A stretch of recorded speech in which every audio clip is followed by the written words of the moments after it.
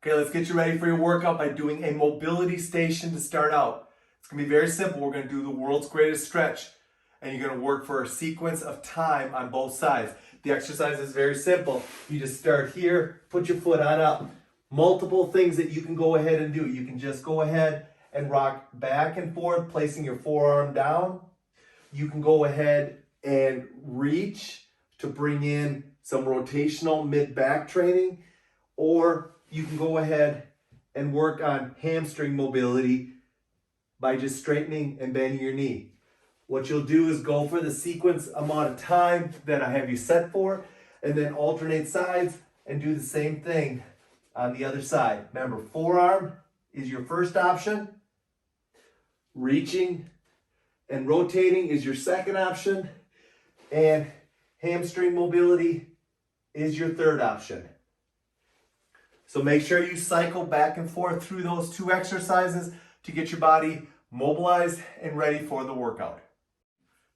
Station 2 is going to be a trunk or core activation sequence. So let's go ahead and let's take you through two exercises I want you to do prior to getting into your full strength training. We're going to go ahead and just do a simple alternating reach with the dynamic stabilizer or 13-inch mini band. Alternating reaches just back and forth, touching the floor. Make sure you hinge right at your hip, touch the floor, come back up, and make sure also you alternate sides. From there, you're going to drop straight down, and you're going to go ahead and put yourself in a plank position and do a slow mountain climber with the mini band on. Keep your knees apart, keep tension on the band, and keep your trunk flat and parallel with the ground as you move your knee back and forth. Work through the sequence of time that I provide and go ahead and finish up station 2, which is your core activation station. Station 3 is going to be your upper body strength station. We're going to go ahead and we're going to hit elevated, resisted push-ups, and seated rows using a single band. I want you to take the band behind your back. I want you to place it up onto your shoulder blades. I want you to loop the band over top of your wrist and loop it through your thumb. Do the same on the other side. Then go ahead and place your hands onto an elevated surface. This can be a stool, chairs. I'm going to use my bench. You find what works for you. Position your hands outside your shoulders and go ahead and do an elevated push-up for the designated time required. From there, an easy transition. Go ahead and use a different band if you want. Place the band onto your arch of your feet. Slide your hands through and go into a seated low roll. That's your upper body station for this workout sequence.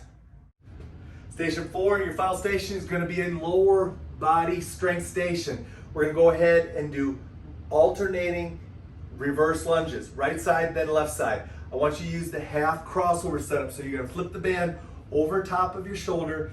You're going to go ahead and press down and step in. Make sure the band is placed in the middle of your back. Position your foot here. Now you have your hands free to go ahead and use for a balance assist if needed, or you can place them on your hips, or you can go ahead and bring them up into this position to challenge your trunk more. Irregardless, you're going to go ahead and do this movement. You're going to go ahead and do a reverse lunge coming on up.